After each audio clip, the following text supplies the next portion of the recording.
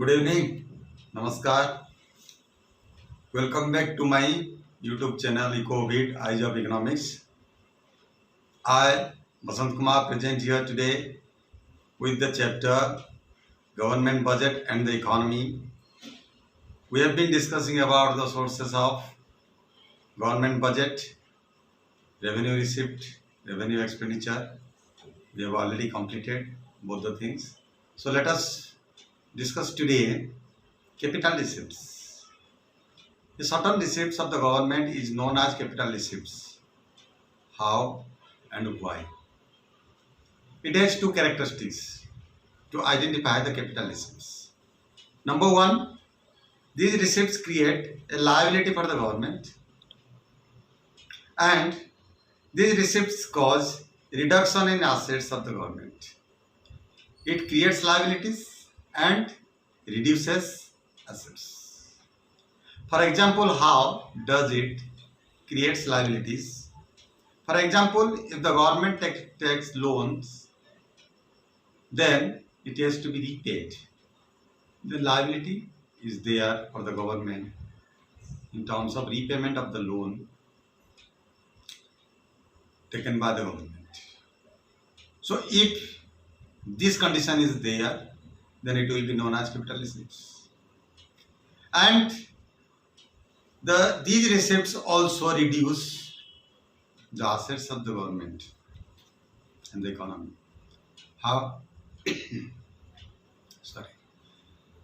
When the invested amount of the government or shares are sold by the government has invested in public sector undertakings, as you know, in Navaratna and Miniratnas. If the share of the government will be sold out, then the assets will reduce. If the asset will reduce, why it is known as asset? Because it creates interest. Government gets interest from the invested amount in different public undertakings, PSUs, or Navaratnas or Miniratnas. Even in State Bank of India, government equity share is there, by which the government transactions are made and government will also get benefit in terms of interest. So now, capital receipts. What are the types of capital receipts? First one is recovery of loans, when government recovers loan, and borrowings and other liabilities, then other receipts. So now recovery of loans. Central government gives loans to the state government in case of emergency. When state government returns the amount of loan to the central government with interest, then it is known as recovery of loans. And when loan was granted to the state government, it was the asset, but now it is reduced. The asset is reduced so that it is known as capital receipts. Borrowings and other liabilities. So borrowings, from where the government borrows. First of all, government borrows from public. That is, borrowings from the general public are called market borrowings. Number two, borrowing from the Reserve Bank of India and borrowing from the rest of the world. So while lending creates assets, borrowing creates liabilities. When government lends money, it is asset because it generates interest. And when government borrow from others, it is liabilities because the government has to repay with interest. Now other borrowings. Other borrowings, that means in the way of disinvestment. Disinvestment means privatization. Selling of government shares and securities to the private organizations and companies in market. So this is known as disinvestment. Suppose, for example, government once upon a time invested in Maruti Udyog. That share in Maruti Udyog of the government was sold. So it reduces assets because investment generates or enhances capital formation. So capital formation will be stopped when disinvestment will be made. Though disinvestment in public sectors like public sector undertakings, Navaratnas and Mini Ratnas, government invests, and when it is sold to the private people or farm or industry or a capitalist, then the assets of the government reduces. Now a question, horse question is there, high order thinking skill question. Please note it down. What is disinvestment? Does it refer? What is disinvestment? Does it refer to revenue receipt or capital receipt of the government? Give an example. First of all, what is disinvestment? Disinvestment refers to the withdrawal of existing investment of the government. Example, the government of India is undertaking disinvestment by selling the shares in the Maruti Udyog. It is a capital receipt of the government as it reduces assets of the government. Wherever, I have already told you, wherever the government has invested as share, equity share, if it is withdrawn means disinvested, means the investment share is sold to markets. That means this will reduce the assets of the government. Then budget expenditure. Let us discuss about budget expenditure. Budget expenditure means, budget means revenue receipt, capital receipt. So revenue expenditure and capital expenditure. Budget expenditure means revenue expenditure and capital expenditure. So revenue expenditure, how do you know that a certain expenditure is considered as revenue expenditure? Because it has two characteristics. By these characteristics we can know easily that the certain amount spent by the government is revenue expenditure and capital expenditure. So capital expenditure we will talk later on. First of all, revenue expenditure, it has two characteristics to identify it.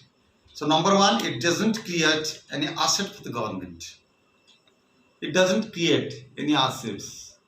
How? Now for example, expenditure by the government on old age pension, salary of the government people. Okay, so for the welfare program, for developmental expenditure or non-developmental expenditure or planned expenditure or non-planned expenditure, we will talk about all these four types of expenditure after this.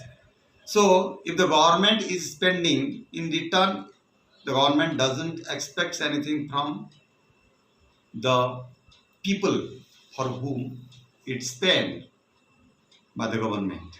Suppose salary of a worker under the government sector. So again the salary, only services are provided by the person. No interest is generated. So it doesn't create any asset for the government and it doesn't reduce or cause any reduction in liability of the government. It doesn't create any liability for the government. Okay, revenue expenditure. So expenditure by way of grants to the state government to cope with natural calamities. Suppose pandemic COVID-19 is going on, crores of rupees are spent by the government for the welfare of the different states. So it doesn't reduces liability of the government, right? So in case of emergency, government sometimes spend for the state or for any purpose in the nation for the welfare of the people. So it is not, or it doesn't cause any reduction in liability of the government. Okay. So in short, revenue expenditure refers to estimated expenditure of the government in a fiscal year starting from 1st April to 31st March every year. This is the fiscal year. During this year, government spent revenue. So that is known as fiscal year or budgetary year. And doesn't create assets or cause reduction in liabilities. Then important items of revenue expenditure in the Indian government budget. In Indian government budget, what are the important revenue expenditures? On what heads government spends money or revenue? First and foremost thing is wage bills of the government. Number 2, interest payments. Number 3, expenditure on subsidies. Number 4, defense purchases. So revenue is being spent by the government on 4 heads. One is wage bill of the government, interest payments, expenditure on subsidies, defense purchases. So, as a matter of convention, all grants given by the center to the state governments and the governments of union territories are treated as revenue expenditure, even when some grants may result in the creation of assets. Donations, grants have been given by the central government to state government, coming under revenue expenditure, but some donations and grants may create assets for the states, right? So that is the exception of these characteristics we will discuss later on. Then capital expenditure. Capital expenditure, a certain expenditure is identified as capital expenditure because of 2 characteristics. Number 1 characteristic is very, very important to remember and know the characteristics, to know the certain amount of expenditure is revenue expenditure and capital expenditure. As we have already told you, we have discussed, I have already discussed with you and shared with you, revenue expenditure does not reduces any liabilities or creates any assets, but it is opposite to the capital expenditure. The 2 characteristics of the capital expenditure are it creates assets for the government and it causes reduction of liabilities of the government. For example, it creates assets for the government. How? Now, equity or shares of the government in the domestic part or multinational corporation purchased by the government may be cited as an example. Suppose government is purchasing share of the multinational company or domestic company. So it will increase the assets which creates assets of the government because it will generate profit or interest. Number 2, it causes reduction in liabilities of the government. For example, repayment of loans. Suppose loan is being repaid by the government. So it will reduce the liabilities of the government. So now we will discuss in the next video the types of expenditure. Just note it down, my dear students. The entire income is being spent by the central government in 4 heads. One is planned expenditure, non-planned expenditure. Another is developmental expenditure and non-developmental expenditure. I repeat, planned expenditure, non-planned expenditure, and developmental expenditure, non-developmental expenditure. So we will discuss about all this and the types of deficit budget later on in the next video. So today we talked about the revenue expenditure and capital expenditure. If this video is supportive and fruitful for your curriculum, please do not forget to like, share and subscribe. Above all, please comment for further development of the quality of the videos which will be produced in the future. Let me know what are the shortcomings. Please note down my cell number 9546489048. I repeat, 9546489048. Okay, dear friends, thank you for being with me and listening to me carefully. Thanking you very much. Namaskar. Jai Hind.